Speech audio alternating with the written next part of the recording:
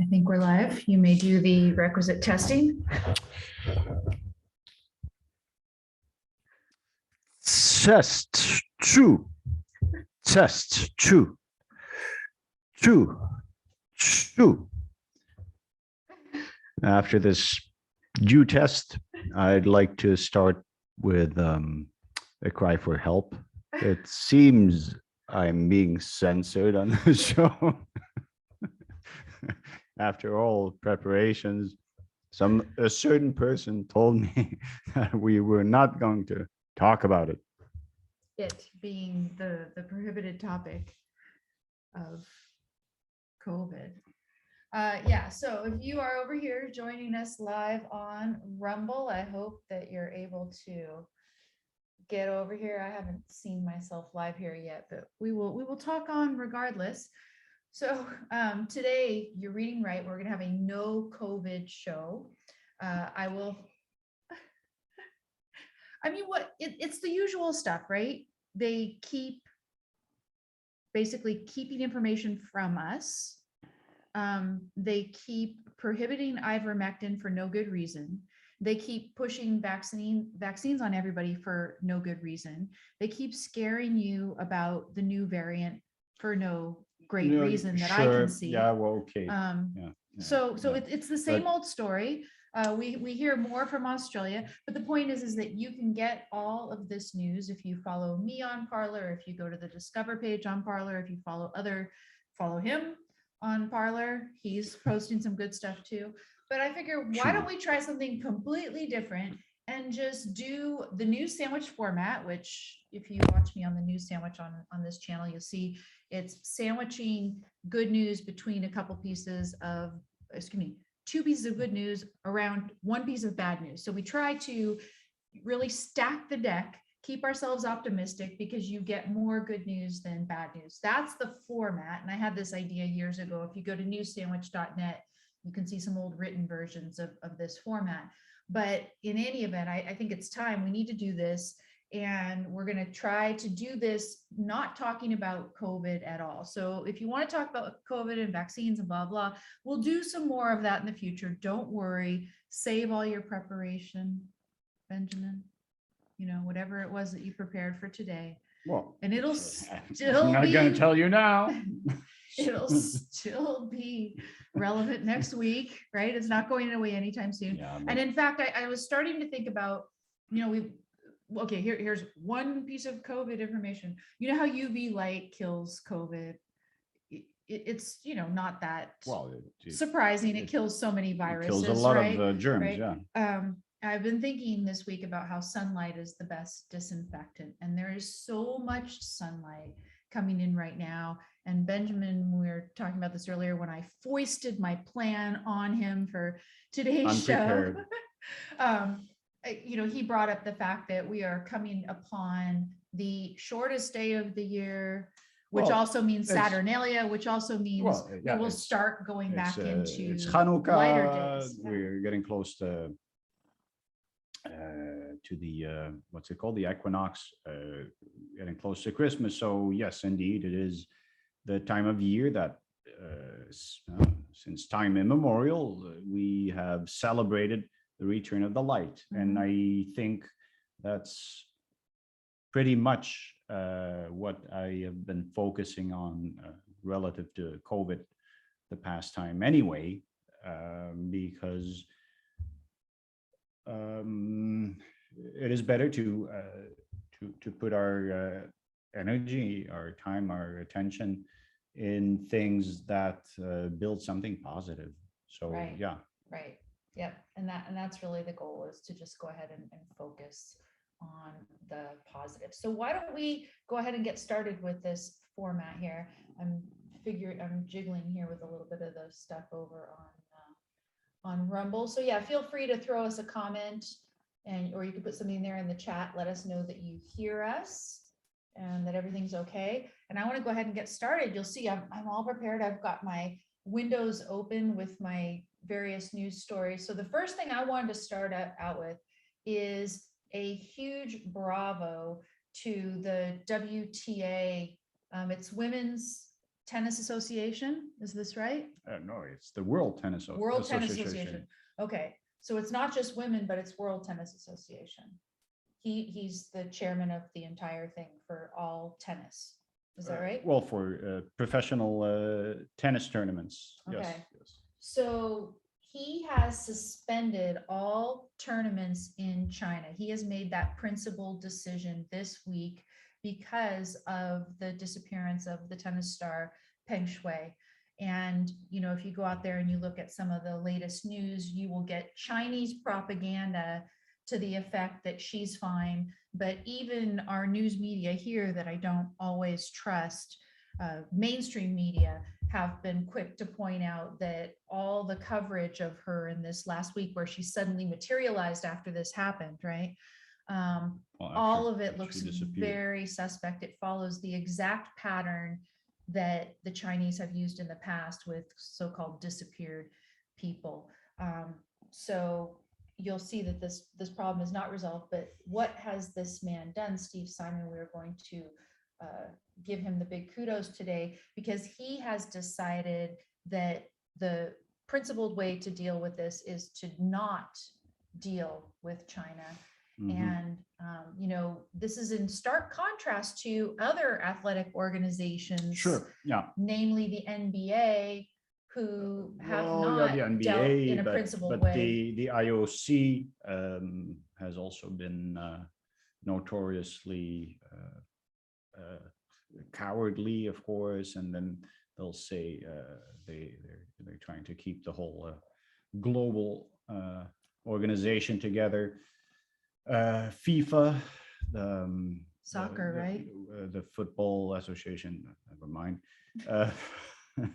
And of course, you know, organized their tournaments first in Russia, and next year it's going to be in Qatar. So, yeah, how important are rights to them?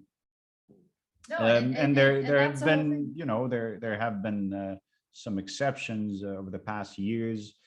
For example, the Judo Federation has sanctioned countries, and more specifically Iran, for instructing their judokas to tank, or, you know, not to show up for matches with Israelis, for example. So, you know, there have been a few principled stances here and there, but this is, of course, you know, this is a huge global sport. There's a lot of money involved, so a lot of sponsorships and other engagements that they're willing to risk, Right, or to lose. So yeah, that is definitely a source of light.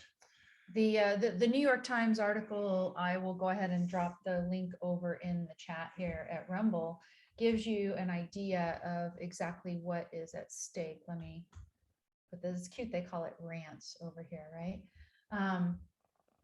November 13th is when Simon went public with his frustrations about Peng Shuai not being able to speak to the press or speak independently with him or others. And so he demanded that the WTA be able to speak with her independently, and that Chinese officials conduct a transparent investigation into her allegations. If you're not familiar with the whole story, the reason that she disappeared is because she made sexual abuse allegations against someone in the sports organization, the tennis organization. They're her coach, or who? Amy, no, against one of the, in this case, former vice presidents of the country. So this is, of course, a huge source of embarrassment for the authorities. But you know, as difficult as this type of allegation as is proving to deal with in the US, or in France, or in so many countries, of course, the last thing you would expect to happen, or you would want to happen, is for the accuser to to be made disappear, especially when you realize that she was, she must have been completely aware of the risk she was taking by speaking out. Right. And of course, you can still compare that to a relatively benevolent situation in the West, where you won't be uh, placed under house arrest for accusing a powerful person of such wrongdoings. Although, we're starting to see some of that kind of stuff with the Chris Cuomo story this week, right? Well, there's corruption that happens, but it's usually not at the behest of the yeah, highest levels of government. well, right? yeah, this does not, that does not, well, of course, it worked the other way around, but then the fact that he's the guy's brother gives a certain margin of, I don't know. I mean, you can understand brother helping his, his sibling, even if it is ill-advised. But you can, no, sure, but you can understand that part. But then, of course, to use your contacts, your professional contacts, to do that, of course, is crossing a line. Right. And of course, CNN as let's call it a Me Too network, of course, should be profoundly embarrassed by this, because if caring for the victims of sexual assault only applies for those you don't like politically, then of course it has no meaning at all. So well, I do expect them to sack the guy. I can't imagine them being able to maneuver around this in any credible way. The cat is trying to walk onto the computer, so we will see what we're gonna have to do with this one. So with respect to the story about Peng Shui, Simon, threatened that he would go ahead and consider removing all of the 9 WTA tournaments from China, including the tour finals. And this, according to the New York Times, could cost women's tennis tens and perhaps hundreds of millions of dollars over the next decade. Yeah. But nonetheless, they didn't do anything. They didn't budge. They didn't let him speak with her. And he followed through. He actually followed through on the threat, announcing that after weeks of failed attempts to communicate with her, no sign of an investigation or any evidence that she's able to speak freely. She's in the videos smiling and nodding, and you have no idea when they were taken, etc. Well, he immediately suspended all of the tournaments in China. Yeah. Well, interestingly, relative to what I was saying before, there was a meeting, a video call staged with her and IOC, right? Yes, and the IOC chairman. So I'm imagining that the WTA is not much impressed with the IOC's record, in as much as it was impossible to verify even whether she was alone during the interview, whether there were onlookers of a number of types that you can imagine being there. With accessories of various kinds. Well, yeah, no. Well, but of course, just their being able to listen in would be enough for her to self-censor. Let's put it that way. Right. Of course, what makes both patterns rather interesting is that next year the Winter Olympics in Beijing are scheduled. So, of course, the Chinese, or let's be more precise, the CCP, right,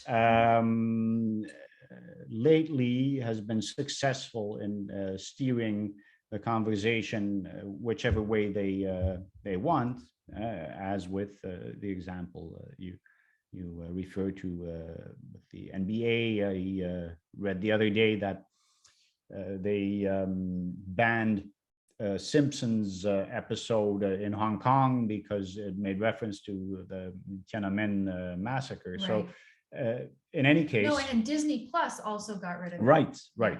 Yes. So they're being successful, effective in steering the narrative and keeping certain things out of even out of international language, you could say.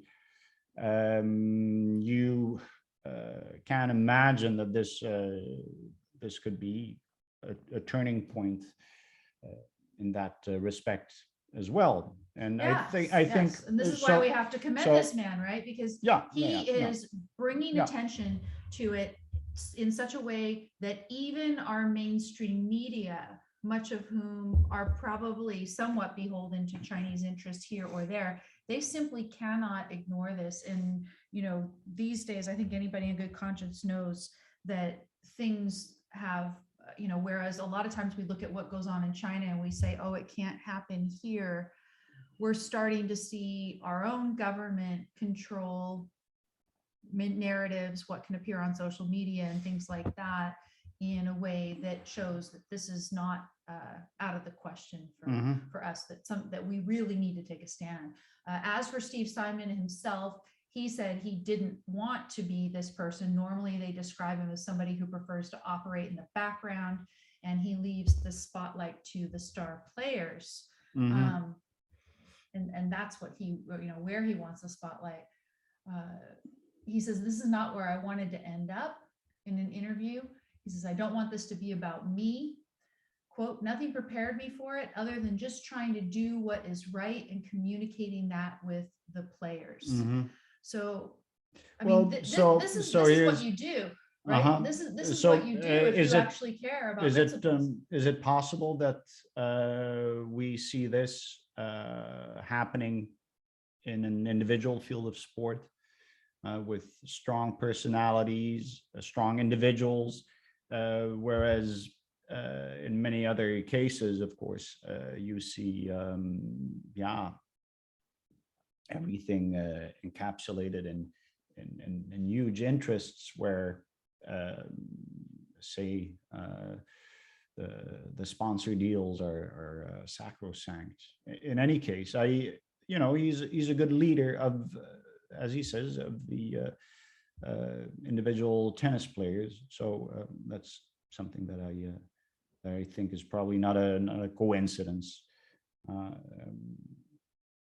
There probably are tennis players too who'd rather, go there anyway, etc.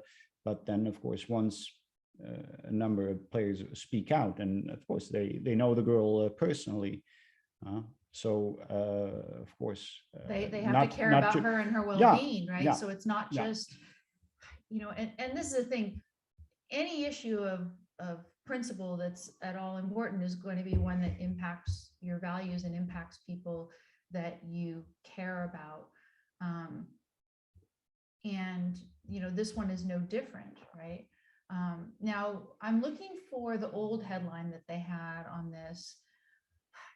It's the tennis chief is taking on China over Peng Shuai. But I remember that the headline was originally that he puts principle over profits. And of course, then I commented on that headline on Twitter. I said I took exception to it, because if you're ever really going to have any profit, true profit in the real sense, you can't consider it profit if you're sacrificing your principles. Okay. But then, of course, that's a statement of principle, Amy. And what I think has become quite apparent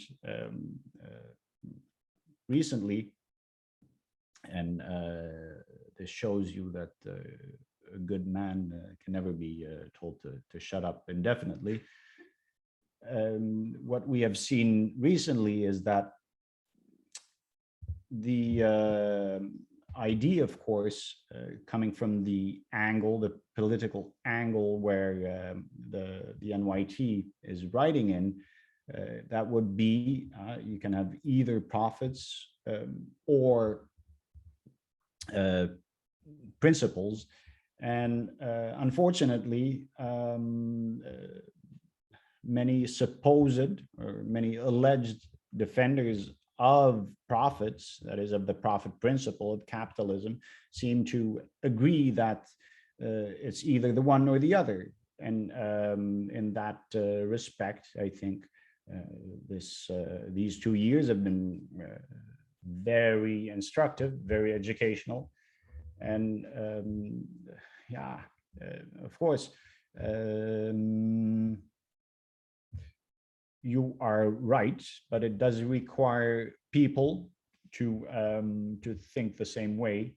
Well, right. But here for Simon, he said, first of all, of course, he's concerned about her personal physical safety. Exactly. But he says, and this again, I'm continuing with this great New York Times coverage of this. So kudos to them this week, right? This is also good news that they cover this in such a great way. Like I said, I quibbled with the headline, but now they've changed it, that, that he's taking on China, which is, I mean, it's such an important thing to do today, to take on China, where they are clearly violating human rights, and to spotlight that, and to question what anybody's relationship should be with the CCP. It says he's concerned about her physical safety, but also he believed, as did members of the Players Council and others he communicates with regularly in a player chat group, that the silencing of Peng and her sexual assault allegation amounted to a direct attack on the principle of equality upon which the WTA was founded. So the association itself has this embedded as a principle within it. So if the idea is, oh, well, you're going to give up so much profit for your association, and then the profit is going to be achieved at the cost of wiping out a core principle on which it's founded, then at what point, are you really doing any good for anybody? So that's... Well, so another interesting point, but of course, that's sort of in line with my earlier observation that perhaps it is an individual sport such as tennis that is more likely to manifest these situations. Djokovic, the champion, now is on collision course with the organization of the Australian Open over or Australia's vaccine obligation, of course. We're not supposed to talk about that. Well, you said the C word, not the V word. So in any case, so of course, that's another instance of, whether you agree with him or not, whether he should or not. So he's speaking out. And I think that's good. I mean, speaking out against vaccine mandates in particular. Well, more specifically, so he has not declared explicitly whether he is vaccinated or not. Like it matters. But it doesn't matter. No. And he doesn't want to go there. But he has spoken out against the requirement and has made it clear that under those conditions, he is not interested to play. I mean, I think maybe you're right that tennis, as a more individualistic sport, generally might lend itself more to taking the side of individuals over collectives. I wouldn't give team sport players a pass, though. I mean, John Allison, whom you've met before and has been a longtime friend of mine, he was the CEO of BB&T. He would always teach how, teamwork and being a productive part of a team and a collaborative part of a team, working towards a goal together, is not at all in conflict with an individualist perspective. But it is true that a lot of people see being on a team as somehow requiring sacrifice of your personal interests in some way. And so maybe, Well, the way yeah, teamwork is taught to people well, can set people up that way, no, but it doesn't well, need to be that way at all. sure. But I'm imagining it waters down stronger positions, because somebody who might individually feel strongly about something, are they going to be ready to go against, say, the vote on his or her team? Mhm. And then more generally, when you see the big sports federations, especially the huge ones like IOC, let's keep it simple. I mean, they're hotbeds of corruption, so chances of any principled stance being taken are not Yeah. are So, not that but great. IOC is in the, business of picking winners and losers, and there's a whole lot of economics at stake that affect not just the Yeah. organization itself, like with the WTA, right? So the WTA, they're giving up some money that they would have gotten from these tournaments and whatever. But with IOC, the decisions that they make is going to affect whole economies, right? Sure. Yeah. Right. Yeah. So there's a lot more, Yeah.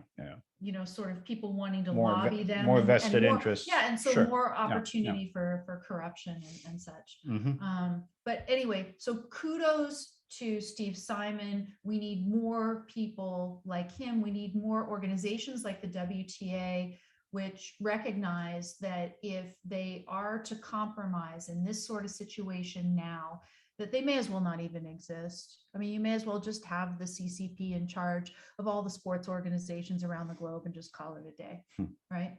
I mean, that's where it starts to get to a certain point. I saw all kinds of jokes about, oh, maybe she's hanging out at LeBron's house safe or something. Like, I mean, it's getting pretty bad, the types of jokes that people are making out there. But he did a wonderful thing. I'm sorry if you didn't want the spotlight, but we do need leaders like him right now to take these stands and then let other people, again, benefit from the sunlight that's being put on this, and and go ahead and demand that justice be done. Okay, so the next story, we're going to go into the bad news. And the bad news, I mean, we could put a good news bent on it, and we'll try and do that at the end. But the bad news, if you're talking about the prospects for free speech on big tech platforms, the bad news is Jack Dorsey leaving Twitter this week. Okay, so I'll give you a bit of discussion there, which is not something you particularly used to. So I'll contend that it's actually good news. Well, let me tell you the bad news, right? And let's at least get, sort of the bad news angle on it going, at least. So imagine you're a person who has invested a lot of time and energy on Twitter. You've built a huge following on Twitter. You have seen the effects of shadow banning, of fact checking, labeling. Maybe you've been in Twitter jail, whatever that looks like, for a while. I mean, I know I don't have a huge following on Twitter by any means, but I have seen the amount of engagement and viewership that I see have, it drops. Now I expect that, right? I work for a competitor of Twitter, so that's going to happen. But I'm still technically on there, but for how long, who knows? I logged off Facebook, so Twitter's next. But especially with this, right? So Jack Dorsey just made a surprise announcement the other day. We got a little bit of kind of a head start on it, but then he just, tweeted out one day, maybe you've heard I've left Twitter, etc. And I've covered the resignation itself on an interview that I did with Chris Salcedo on Newsmax earlier this week. And if you go under my News Sandwich channel on Rumble, you can go ahead and see that. But in terms of the bad news, the prospects for free speech, what did we see? So right away, I saw a couple of things. I saw in trending the very next day, and he took over immediately. Agrawal, who was the CTO, and his name is Parag Agrawal, and he took over the very day that Dorsey announced this. The very next day, you see restructurings, you see a change in the privacy policy such that the sort of videos that Project Veritas does to expose corruption in all of these crony organizations, particularly valuable during the COVID, oops, we're not supposed to say that, era. But you know, Breaking our own rules. yeah, I know. But those types of videos where you're exposing wrongdoers and such, the way that this new privacy policy is written, it can be interpreted subjectively enough so that they can keep in the exposés they like, get rid of the expose videos that they don't like, right? Yeah. And so that just dampens the Yeah. prospects for free speech. I saw in the trending topics things like experts are concerned about something that gives true information about COVID that we're not supposed to talk about. To say something that has nothing to do with COVID. There was a trending topic about Islamophobia, supposedly because of something. And there, as far as I could tell, there'd be no way that that would actually should have been trending. And the other thing, I'm trying to think of the other things that we've learned about this CEO lately. I'll tell you one thing, the one piece of quote good news about the new CEO. Everyone was saying, oh, he's a racist because there was some quotation that he tweeted. And the quotation was from Asif Manvi, that guy who was, I think, on the Daily Show, or he was otherwise affiliated with Jon Stewart, one of those shows. And the quotation had to do with the fact that Asif Manvi was saying that you should distinguish between people who call themselves Muslims, but that are not anything close to a jihadist versus not. And if you don't do that, then you may as well not make certain, parallel distinctions among, I can't remember if it's white people and racists or whatever. And a lot of people were rushing to take that out of context and say, oh, therefore this Agrawal is a racist. No, he's not a racist, okay? But what he is really bad, right? If you judge by the quotations that we have of him actually talking about what he stands for in an interview for Technology Review last year, Agrawal was asked how Twitter balances its efforts to combat misinformation with wanting to, quote, protect free speech as a core value, end quote, and also to respect the First Amendment. And let me read to you from Agrawal. This is Agrawal himself, the new CEO of Twitter. He says, our role is not to be bound by the First Amendment, but our role is to serve a healthy public conversation. And our moves are reflective of things that we believe lead to a healthier public conversation, end quote. Now, let me dissect that here. He doesn't want to be bound by the First Amendment. Now, it is true that private companies aren't technically bound by the First Amendment, but if you are a social media platform, I think normatively, I'm a little bit biased, that any social media platform should be governed in the spirit of the First Amendment. And what is certainly true and what is going to be tested in the next year or so is that a social media platform should not assist its cronies in government in violating the First Amendment, which is what former President Trump is alleging Twitter has done in a lawsuit against Twitter. He's also alleging the same thing against Facebook. We've seen it very openly about Facebook, where you have Jen Psaki up in press conference saying that, oh, we labeled XYZ as misinformation. We tell Facebook, and essentially implied that they remove misinformation or flag misinformation according to the wishes of the White House. That's some crazy stuff, right? But certainly a social media platform is not supposed to assist government in violating First Amendment rights of citizens. And that's what this whole state action claim is about. So we'll get that litigated this year. He says, okay, our role is to serve a healthy public conversation. what is a healthy public conversation? Obviously, they think it's one in which people hold your hand and do their thinking for you because they are so-called independent experts. They think it's one in which you are not allowed to say anything that they deem to be hate speech. Now, Yeah. on Parler, you can say it, but we Okay. give you tools that you can filter it if you want. Okay, But they so- think you shouldn't be able to say it. so- And so then one more thing, let me analyze one more bit about this. He talks about moves. Our moves are reflective of things that we believe lead to a healthier public conversation. What are the moves? The moves exactly are in enhancing engagement around stuff that they think is going to push the narrative in the direction that they like. And the other moves have to do with silencing in various ways, or fact checking, labeling, etc. Stuff that the authorities don't agree with. Sure, right? sure. So that was your case for calling it bad news. It's bad news if you have a stake in Twitter, and I'll take my my moment to argue why it's actually, potentially. Well, let me finish this quote then. I'll finish the quote. I'm one little bit of the quote, and then you go into you can argue why it's good news after this.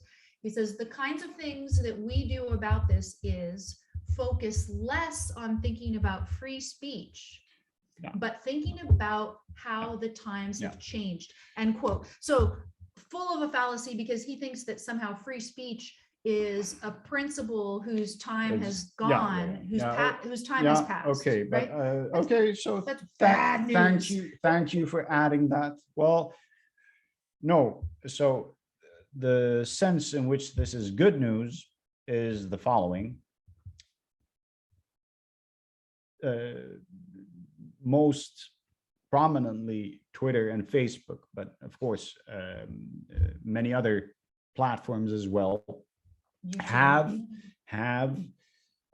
tacitly and largely invisibly followed a pattern of both the manipulation of your feed, manipulation of engagement numbers, and so on and so forth. So you yourself have used more than often the analogy of putting the frog in the water before you start heating it. Okay, so in as much as they have been evolving their technology and their technical measures, and of course, mind you, Agarwal is the former CTO, so in that sense, he knows exactly what he's talking about. He loves algorithms and loves moderation. So in that respect, the fact that now it is stated explicitly, or rather explicitly, that the direction they're going and implies a waiver of your First Amendment rights, right? So that's one thing. So hopefully people will have a moment to be aware, in as much as it will be done more explicitly now. Okay, so, and tied to that is the fact that the whole business model, in a single word, stinks. And it has been often put in terms of, for Facebook or Twitter, you are the commodity, and that counts even more in case you're whatever it means, you're an influencer, or in some way you depend on the transmission of your message through their channels on their platforms. Now,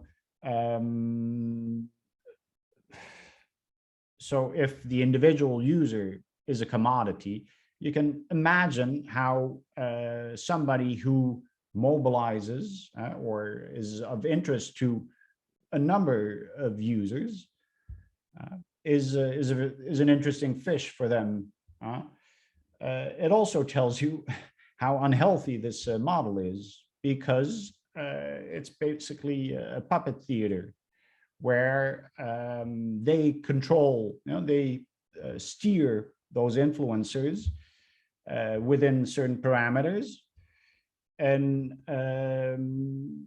they are expected sort of to herd the numerous users through. So if this retweaking of their algorithms means more influencers becoming conscious of the unfortunate role they've been playing, then I also assume that a number of them will be more interested to contribute their energy, their time, their money in platforms that have a healthier, more human rights respecting business model, of course. And yeah, so in this essence, is you think it's good news because all of this puts out in the open, makes explicit the direction that they were sort of going in behind the scenes. I would compare it to the the pit master throwing on too many logs at the same time. So the temperature rises enough for some of the frogs to realize that maybe this is not the water I want to swim in. Right. And maybe it would be a good time to invest my time and to give my thoughts on a different platform, and to help building something else, which which does not consider the First Amendment outdated. So in that sense, I can imagine at least that this is not bad news, and I don't know. Well, learning the truth is not ever supposed to be bad news, right? This is making the truth more apparent. And as I talked about with Chris Salcedo, when you think of Jack Dorsey, obviously there's a lot about politics and other things that I would disagree with Dorsey. But when you look at him and you see somebody who is promoting Bitcoin, and Bitcoin is a currency that is about independence, is about privacy. It's bucking the authority at the moment. It happens to be Bitcoin and other cryptocurrencies happen to be in the crosshairs of the authorities. And he's out there unabashedly promoting it. He does not seem like the person who always wants to be told the way in which he should operate his business by authorities and government or elsewhere. That's how he strikes me. So, again, I don't want to psychologize the guy. And yeah, I've got, we have a product to build and compete and offer an alternative. But, when I looked at him, I didn't, I was thinking maybe some part of him is relieved to be getting off the train over. Well, relieved, or they probably have had, who knows how many conversations about the topic and discussions. So you mean they kind of pushed him out a little, or he stepped down because he didn't want to push back anymore. And of course, what you see there. You're welcome on Parler, by the way, Jack. Come on over. I've said it before. I'll say it again. Yeah, well, don't count on me following you immediately, right? Anyway, it's my job to follow people like Jack on Parler, but not you. May I render explicit the proviso? Excuse me. Anyway, so no, I imagine that's the way it went. Of course, the situation is of intense political pressure on them as a company, and then at a certain point you see how that becomes a factor, because they have staff, and the staff have family, etc., etc. So a certain measure of caution is natural to occur. And then, so no, of course, without jokes, He seemed like a person to disagree with, but with a certain integrity. Whereas, with Zuckerberg, it's very hard to see any strong values really. He seems to be shallow in that sense. So yeah, so I imagine him feeling more and more uncomfortable with the direction, certain parts of the company we're pushing for. Then, of course, at the same time, I'm not really willing to give them a pass either for the bad cultural effects of the Twitter mobs and the trending topics, which of course are nonsense. No, but so again, we return to the topic that we've discussed with Ms. Hagen's testimony, or testimonies, I should say by now. She made a world tour, right? Yeah. About first fomenting, strongly contrasting opinions, but often about rather marginal subjects, really, or because you could whip up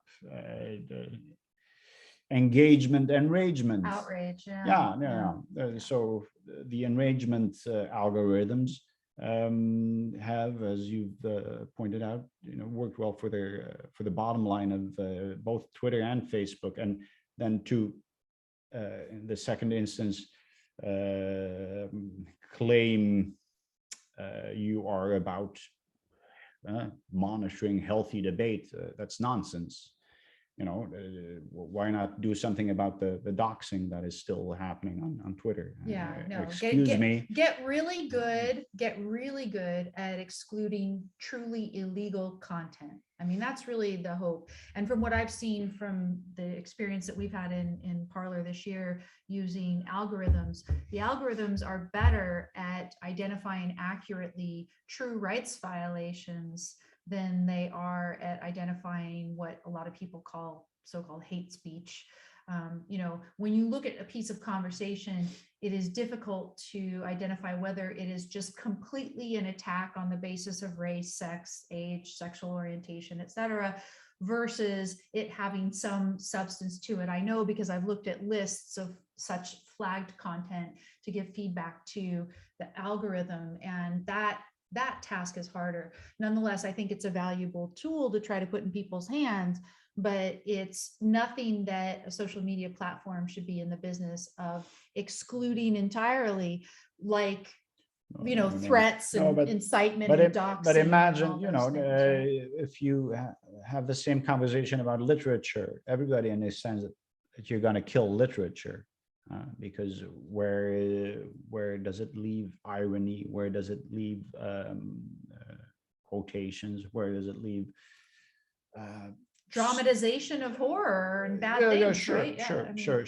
So it is clearly a senseless direction. Definitely. So I think the angle of Dorsey leaving Twitter perhaps being good news in a way is a great transition to the third story that I actually intended as the good news story. And I don't know if it's a coincidence this week, or that maybe the news that Dorsey was leaving Twitter and that everybody was going to see the writing on the wall was part of what goes into the next story. And that is this. Sorry, let me get the other one. I clicked the wrong window. Rumble this week has announced that it is going public, and they announce it as a challenge to big tech.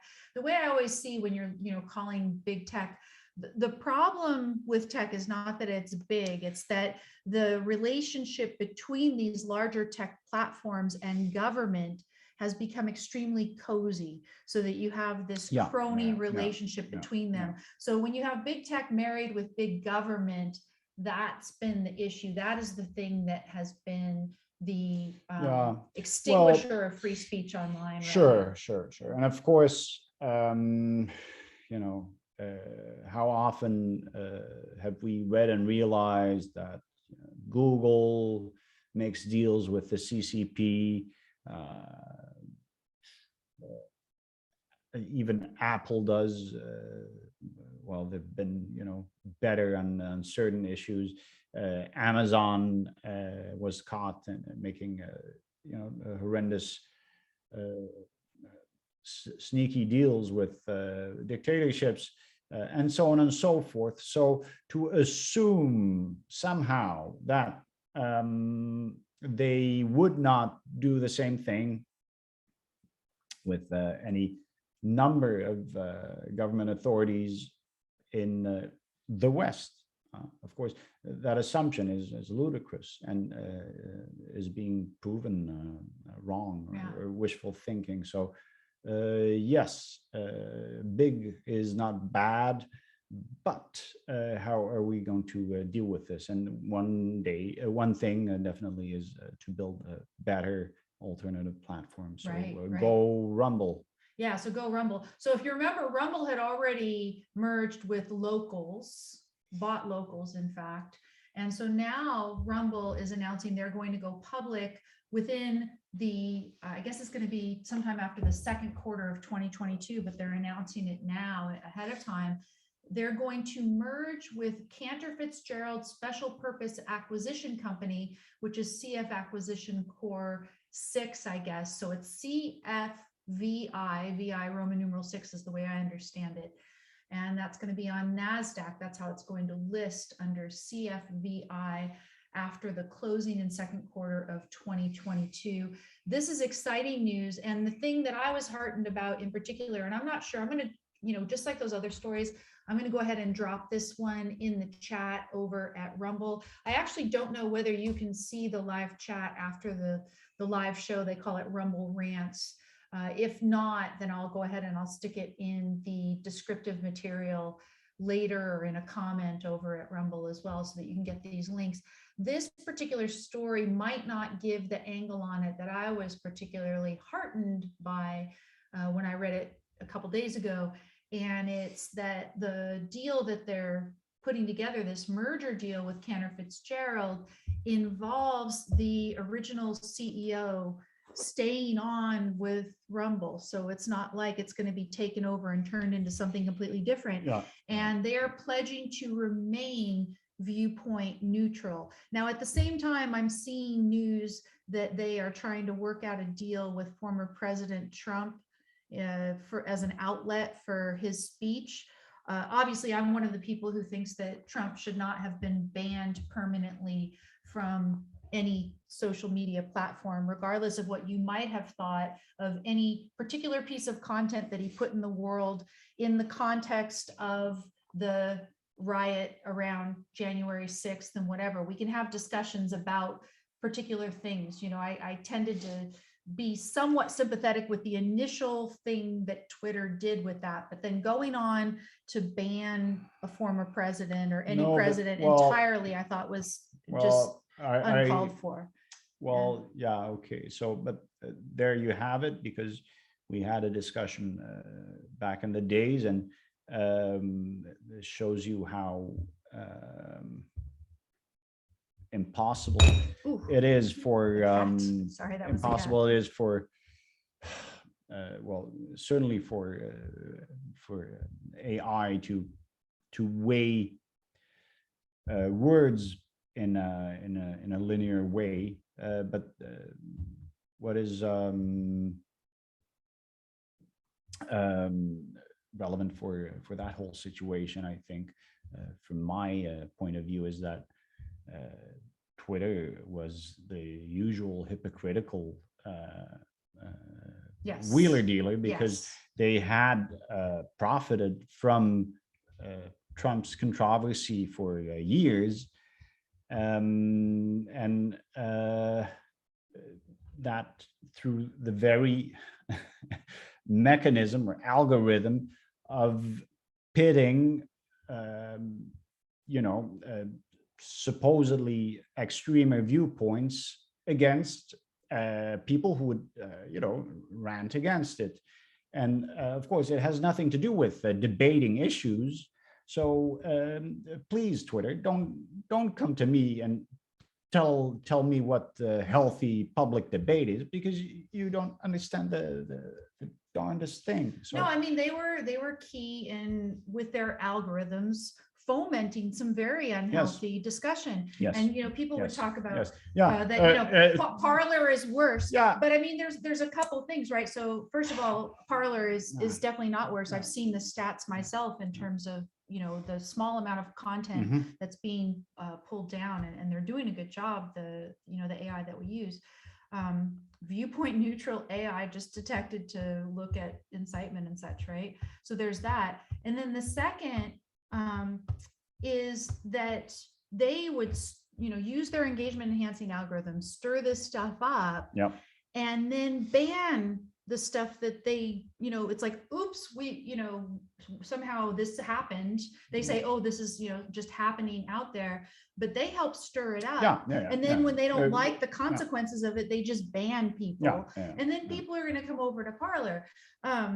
But you know, so the whole thing is such a manufactured piece of garbage. But anyway, you know, again, we see the writing on the wall this week. We see Dorsey's leaving. We see the very explicit anti-free speech CTO. You know, the CTO become the CEO. So we see already in this, you know, the shift in the privacy policy and such, the direction that Twitter is going. And then right on the heels of this news, so to speak, we see Rumble announcing, yes, they're going to go public, that these alternative platforms that believe in viewpoint neutrality, that believe in freedom of expression, that will not censor you, that these are a viable business entity and model for the future. And it gives us hope, you know, that plus the fact that Saturnalia is coming up and we're going to see a lot more sunlight. So longer days, folks. Longer days. Another good piece of news that I got this week, but you're not going to see the fruits of it for a couple weeks now or so, is that Dr. Barry Sears, you might remember of Zone Diet fame, is agreed to do an interview with me. I have to first get his book, which I'd already ordered some time ago, but I'm waiting for it. I don't order my books from Amazon anymore. That was one thing. It would arrive almost instantaneously, but then you're feeding Amazon. So I'm waiting for the book to arrive. It's called The Resolution Revolution. And it's on the theme of, you know, using your diet, using the fact that food is really the best medicine that there is, right? Using food to help your body resolve inflammation. And that is relevant in the era of the C word and the V word that we're not supposed to talk about. But, you know, it's relevant for all of us, regardless of the topic of conversation. Can we give a quick kudos to Florida and DeSantis? Oh, and yeah, what he's doing absolutely. There. Yeah, absolutely. So, you know, again, it's about the topic we weren't supposed to talk about today, but no. So leave it out. Okay. You can leave that part of the conversation out. No, they are starting a positive health initiative in the state of Florida to help educate people about the virtues of good diet and exercise and sunshine on your health generally, right? Not just about some virus that people are trying to scare you about. Forget that. Just improving your life. Work on yourself, work on your health. And I think it's excellent leadership on DeSantis' part. Definitely. So the last piece of good news is that we're actually going to end at the top of the hour, which is maybe they'll monetize this more easily under the hour. Who knows? We can test it. We can hope. Come on, Rumble. I just gave you a shout out. Hey, everybody, by the way, if you are watching and you have enjoyed this show, we appreciate the subscribes, the Rumbles, sharing with your friends, all of those things to help us get the word out. If you want to see more of this, where we are trying, even though sometimes it's a little harder than other times, to take a positive perspective on the news and the events. I did my best. We're doing our best. If you want to see more of this crazy cat, let's pick her up here. Okay, give us some rumbles, give us some subscribes, and we're going to see you guys next time. Thanks, everybody. Bye-bye. Bye. Have a good day.